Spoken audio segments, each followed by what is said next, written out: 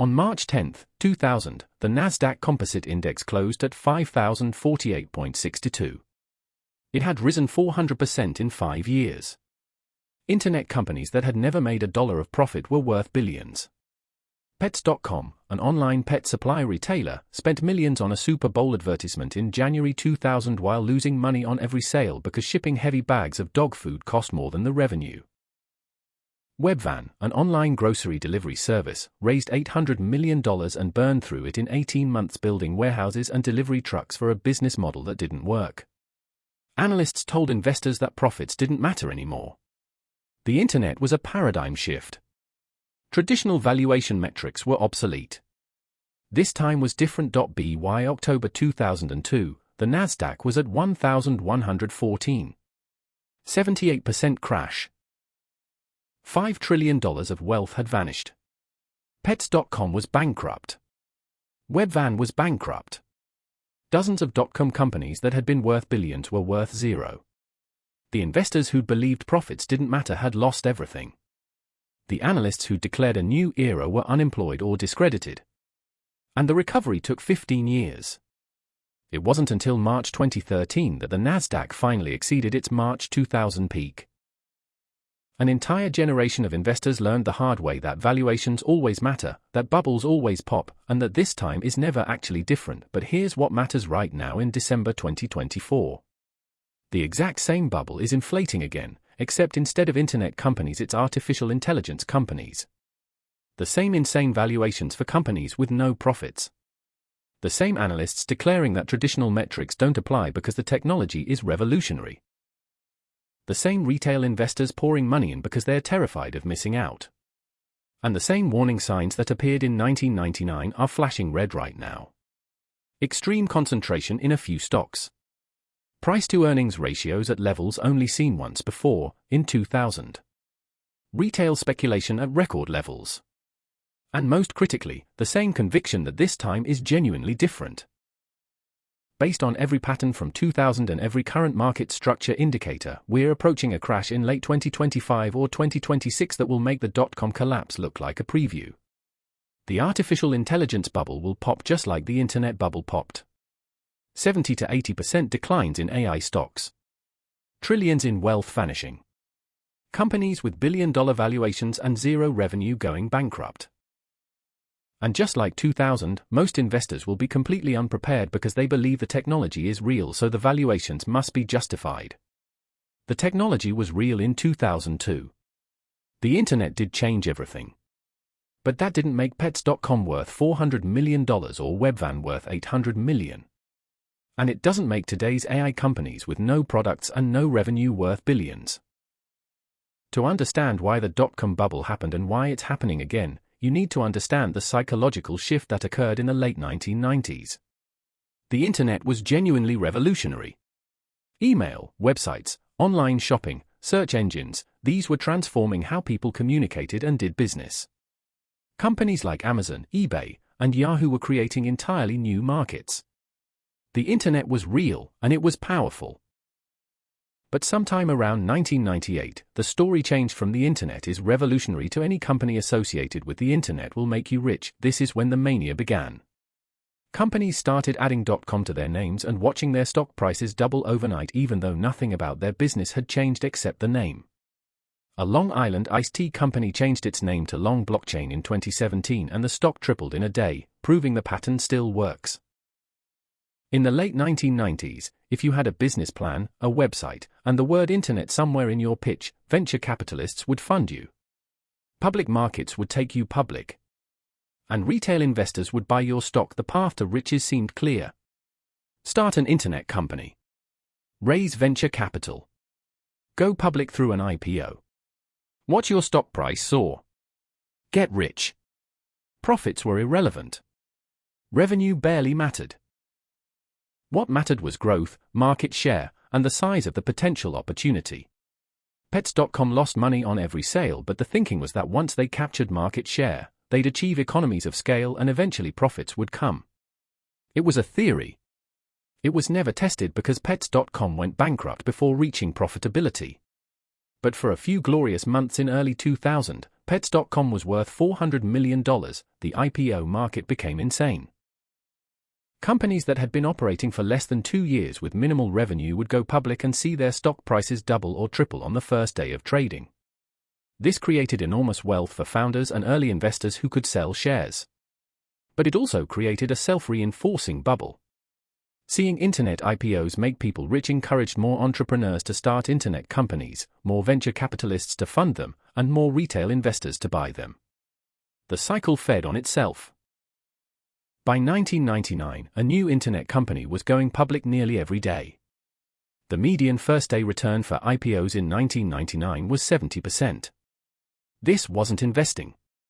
It was a casino where everyone was winning. Analysts at major investment banks published research reports with price targets that implied internet stocks would continue rising indefinitely. Henry Blodgett, an analyst at Merrill Lynch, became famous for predicting Amazon would hit $400 when it was trading at $240. It hit $400 within weeks. Blodgett was celebrated as a visionary. Other analysts raced to make even more bullish predictions. Price targets of $1,000 for stocks trading at $300. The logic was that the internet was so transformative that normal valuation frameworks didn't apply. You had to value these companies on their potential, not their current financials. The problem with valuing companies on potential is that potential is infinite. You can justify any valuation if you're willing to make optimistic enough assumptions about future growth and profitability. Cisco Systems, the dominant maker of internet networking equipment, was trading at a price-to-earnings ratio over 200 in March 2000. This meant investors were paying $200 for every $1 of annual profit. For that to make sense, Cisco's profits would need to grow enormously for many years. And they didn't. Cisco's business was good. But it wasn't good enough to justify a P/E of 200.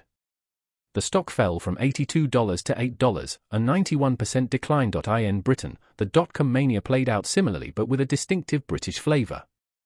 Lastminute.com, an online travel booking site, went public on March 14, 2000, just 4 days after the NASDAQ peaked.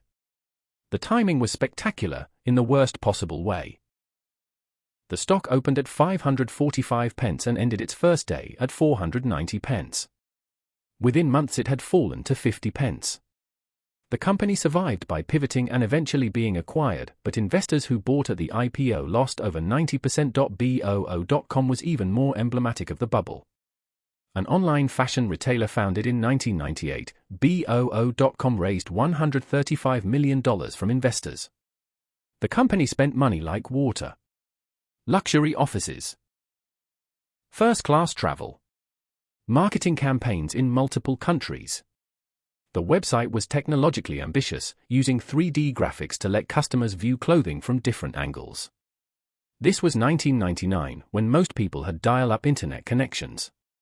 The site was slow and crashed frequently.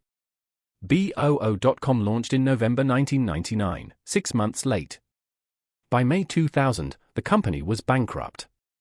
It had burned through $135 million in 18 months with almost nothing to show for it. Boo.com became a cautionary tale of dot-com excess. The FTSE Techmark 100 index, launched in November 1999 to track UK technology stocks, captured the British bubble perfectly. It started at 3,000. By March 2000 it had reached 5,000. By March 2003 it was at 585, an 83% decline. British pension funds that had allocated heavily to technology stocks saw enormous losses. An entire generation of UK investors learned that following momentum into speculative bubbles destroys wealth. The dot-com bubble didn't pop because of a single event. It deflated gradually as reality replaced fantasy. Through late 2000 and 2001, dot-com companies started reporting that they were running out of money. Burn rates, the speed at which companies consumed cash, became a critical metric. Investors who'd ignored profitability suddenly cared deeply about how long a company's cash would last. The companies that couldn't raise more funding went bankrupt. The ones that raised more funding at lower valuations saw their existing shareholders massively diluted. As bankruptcies mounted, the narrative shifted from internet companies will change the world to internet companies were a fraud. Neither was fully true. The internet was revolutionary and did change the world. Amazon survived and became one of the most valuable companies on earth. eBay survived. Google was founded in the wreckage of the bubble and became dominant. But most dot-com companies failed because they'd raised too much money at crazy valuations for business models that didn't work. You can't lose money on every sale and make it up on volume, no matter how revolutionary the technology. And now here's where 2000 becomes the blueprint for 2025 and 2026. Every element that created the dot-com bubble exists today in more extreme form in the artificial intelligence bubble. In 2000, the internet was revolutionary technology.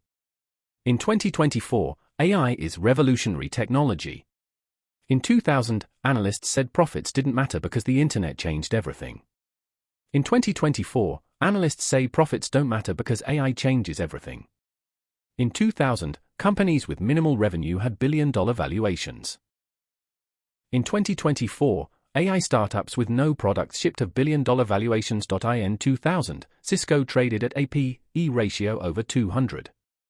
In 2024, NVIDIA trades at a P/E over 65. That's lower than Cisco's peak but still insanely high for a hardware company. NVIDIA's valuation assumes enormous sustained growth in AI chip demand. If that growth slows or competition increases or AI doesn't live up to the hype, NVIDIA crashes just like Cisco crashed. In 2000, a handful of tech stocks dominated market returns.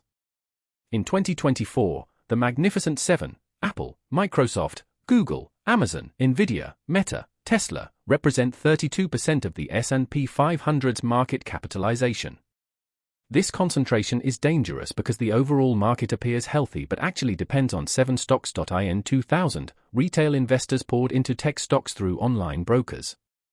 In 2024, retail investors pour into AI stocks through commission-free apps like Robinhood. In 2000, day trading chat rooms spread tips and hype. In 2024, Wall Street Bets, FinTwit, and TikTok spread tips and hype faster and to more people. In 2000, everyone believed this time was different because the internet was real. In 2024, everyone believes this time is different because AI is real. It is real. So was the internet. Real technology doesn't prevent bubbles. It enables them by giving investors a narrative to justify insane valuations. The data showing current bubble conditions is overwhelming. The Shiller-Cape ratio, which measures how expensive the stock market is relative to long-term earnings adjusted for inflation, stands at 34. This is the second highest level in recorded history. The only time it was higher was in 2000 when it hit 44, right before the NASDAQ crashed 78%. We're at valuation levels that have only occurred once before, and that time preceded the worst crash in modern history outside the Great Depression. Market concentration in the Magnificent Seven is extreme. These 7 companies represent 32% of the entire S&P 500 market cap. This means the index's apparent health is an illusion. If these 7 stocks fall, the entire market falls with them because they're such large components. In 2000, similar concentration existed in a handful of tech stocks.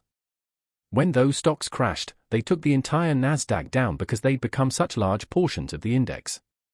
The same dynamic is setting up now. AI startup valuations have reached absurd levels. OpenAI, the company behind ChatGPT, is valued at $86 billion as of late 2024. The company's revenue is around $2 billion per year. That's a 43 times revenue multiple.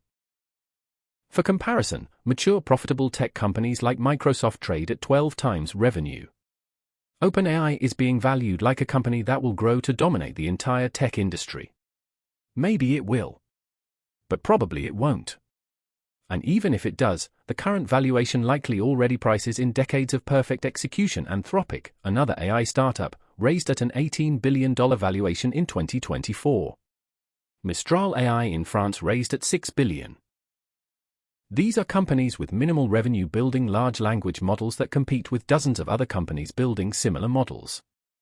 The assumption is that AI will be winner-take-all and their company will be the winner. Statistically, most will be wrong. In 2000, dozens of online pet supply companies raised money assuming they'd be the winner. Only 1 or 2 survived, and even they didn't generate great returns for investors who paid bubble prices. Retail speculation is at dot-com levels. Options trading by retail investors hit record levels in 2024, surpassing even the 2021 meme stock frenzy. Call options on AI stocks trade at enormous volumes. This is pure speculation, betting that stocks will rise not based on fundamentals but on momentum. In 2000, day traders played the same game. It worked until it didn't. The people who got rich were those who sold to retail speculators near the peak. The retail speculators lost everything. Corporate behavior mirrors 2000 exactly. Companies are rebranding as AI companies even when AI is peripheral to their business. Consulting firms add AI to their service descriptions. Software companies claim their products use AI even when they're just using basic algorithms they've had for years. Snapchat's parent company Snap saw its stock jump after adding AI features. The features barely changed the product, but the narrative drove the stock. This is namingyourself.com in 1999. It's pure bubble psychology, and now let's map the timeline based on every 2000 pattern and current bubble dynamics. Right now through the second quarter of 2025, we're in the peak euphoria phase. Markets grinding higher. AI stocks outperforming everything. Retail FOMO intensifying. Analysts becoming more bullish. This is equivalent to late 1999 and early 2000, when everything seemed perfect and anyone expressing concern was dismissed as not understanding the paradigm shift. The peak likely arrived somewhere between March and June 2025, roughly 25 years after the original dot-com peak. The second half of 2025 is when cracks start appearing. Some AI companies report disappointing earnings. The revenue growth doesn't match the hype. Or costs are higher than expected. Or competition is more intense than assumed. Individual stocks start falling. At first, investors rotate from weaker AI stocks to stronger ones. But gradually the selling spreads. By the fourth quarter of 2025, multiple AI stocks are down 30 to 40% from their peaks. The Magnificent Seven start underperforming. Market concentration that helped on the way up hurts on the way down. The first quarter of 2026 is when the real crash likely begins. A major AI company misses earnings badly or announces it's burning through cash faster than expected. Maybe OpenAI's revenue growth slows. Maybe NVIDIA reports that demand for AI chips is declining as companies realize they overbought capacity. Whatever the trigger, it breaks the narrative that AI growth is unstoppable. Selling accelerates. The stocks that had 50 to 100 times revenue multiples fall 50 to 70% in weeks. The cascade spreads to the broader tech sector. The Magnificent Seven, which had held up relatively well, crater as investors realize they were overvalued too. By the time the smoke clears in late 2026 or 2027, AI stocks will have fallen 70 to 80% from their peaks, matching the dot-com crash. NVIDIA, which might peak around $120 to $150 in early 2025, could fall to $30 to $40 by late 2026.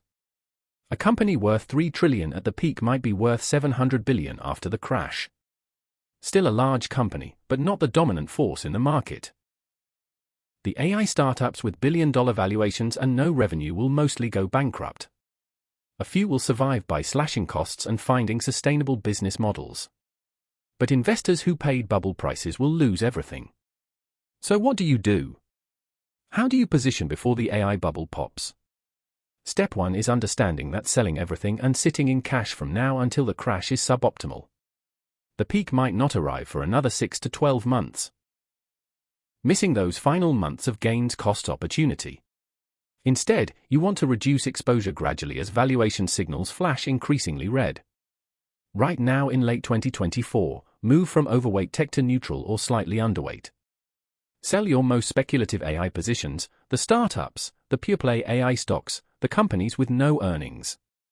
Keep core positions in quality companies that happen to benefit from AI but aren't purely AI stories.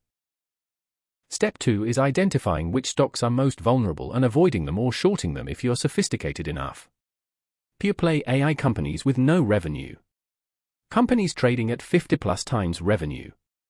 Companies whose entire valuation depends on AI adoption accelerating. Recent IPOs that went public at peak valuations.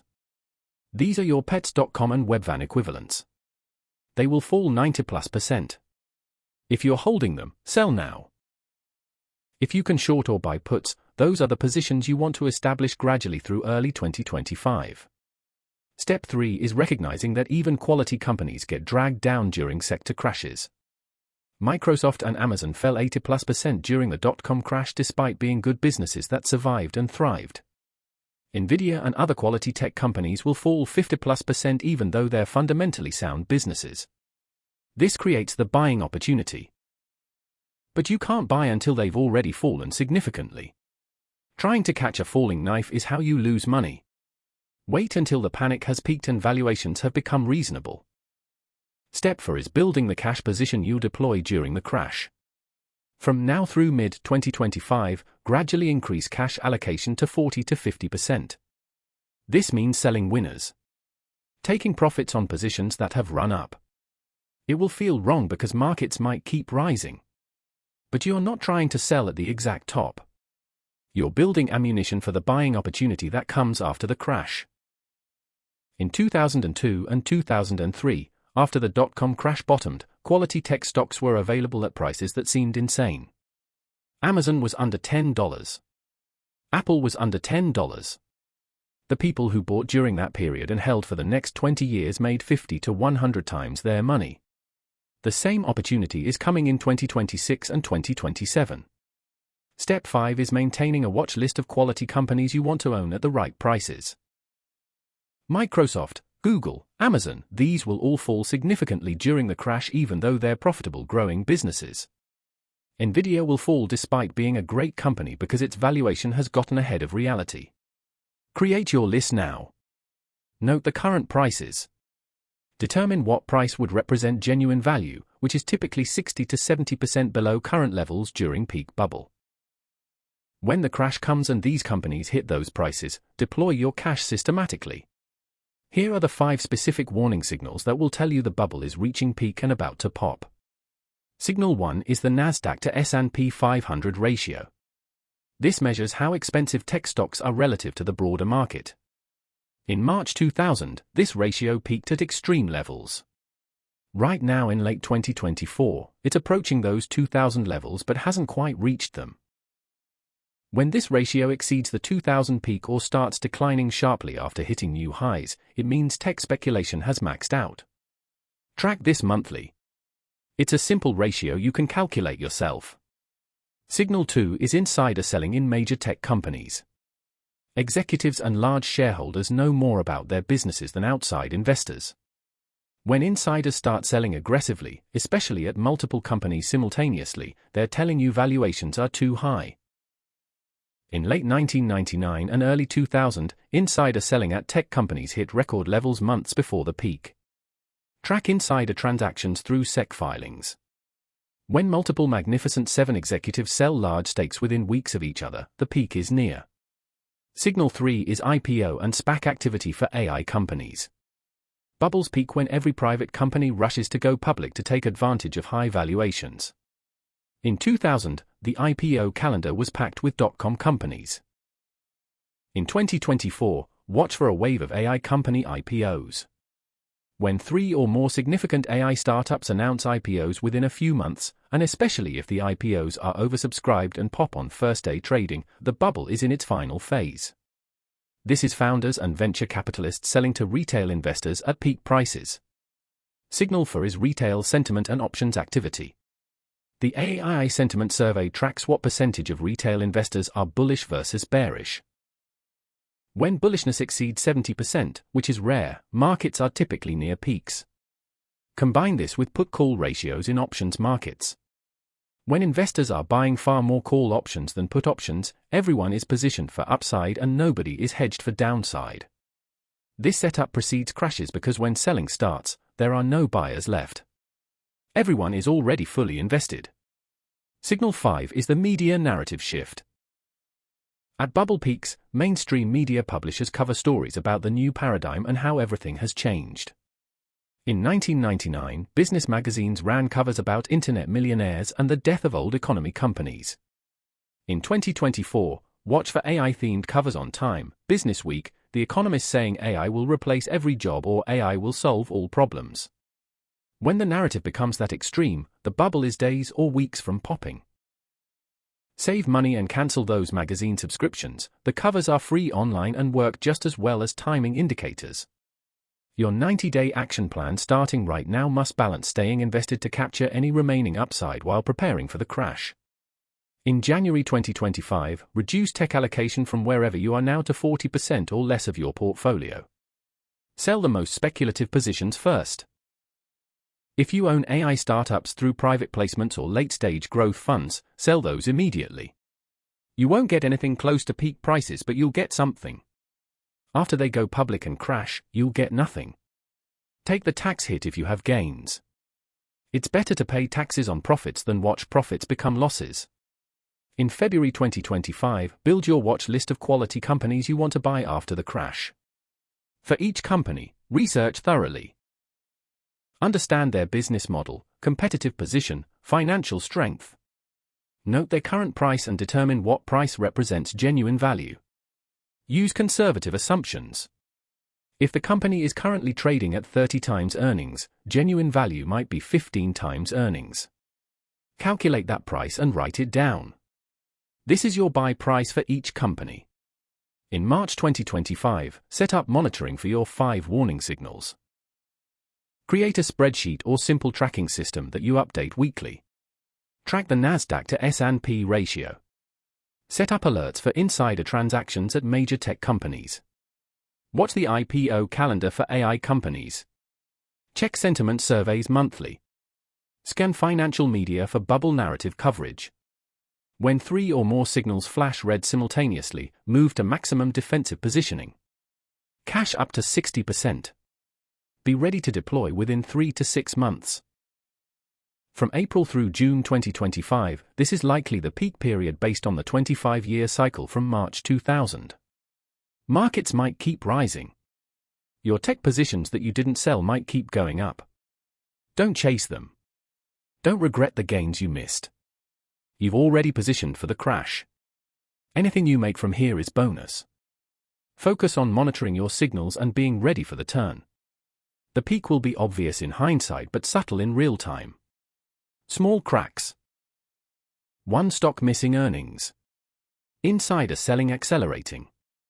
The media still bullish but a few contrarian voices getting louder. From July through December 2025 into early 2026, this is when the crash likely develops. It won't be a single day. It will be rolling waves of selling interrupted by dead cat bounces that trick people into thinking the bottom is in. Don't try to trade the bounces. Just watch your watch list companies. When they hit your target prices, start deploying cash. Buy in thirds. When a stock hits your target, buy a third of your intended position. If it falls another 20%, buy another third. If it falls another 20%, buy the final third. This ensures you're buying progressively cheaper without trying to time the exact bottom.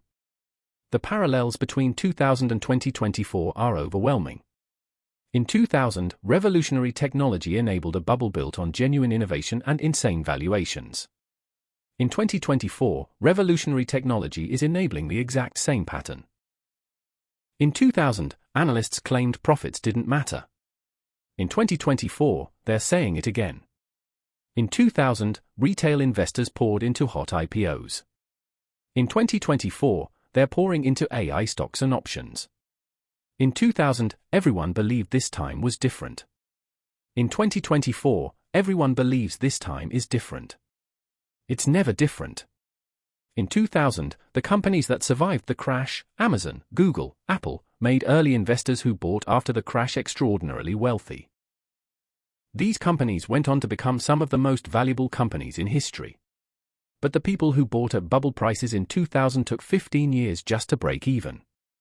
The people who bought in 2002 after the crash made 10 to 50 times their money over the following 20 years. The difference between buying during the bubble and buying after the crash determined whether you lost everything or became wealthy. In 2024, the same pattern will play out. AI will change the world.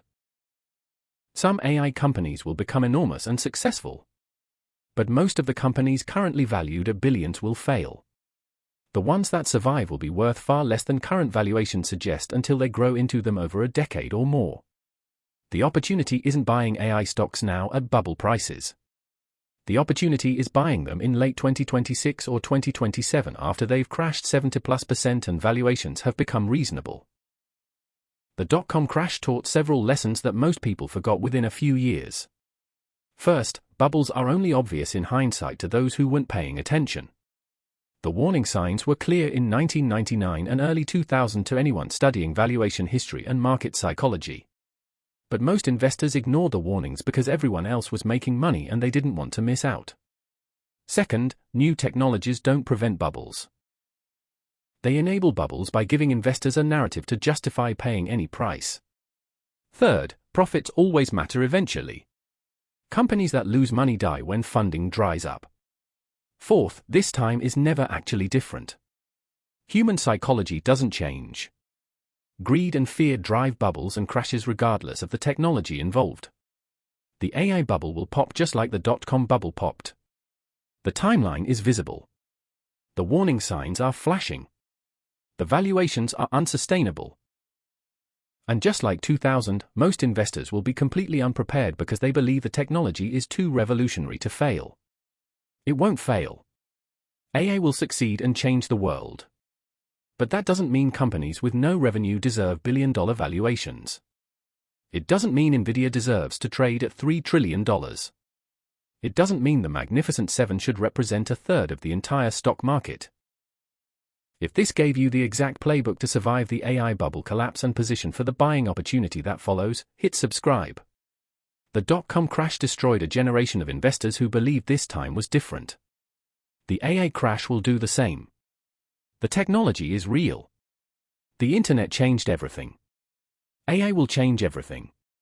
But real technology doesn't prevent crashes. It just ensures that after the crash, some companies will rebuild and thrive. The question is whether you'll buy those companies at bubble prices and lose everything, or wait patiently for the crash and buy them at reasonable prices. History doesn't repeat, but it's about to rhyme perfectly. The internet bubble of 2000 is the exact blueprint for the AI bubble of 2024. The crash is coming. The question is whether you'll be ready.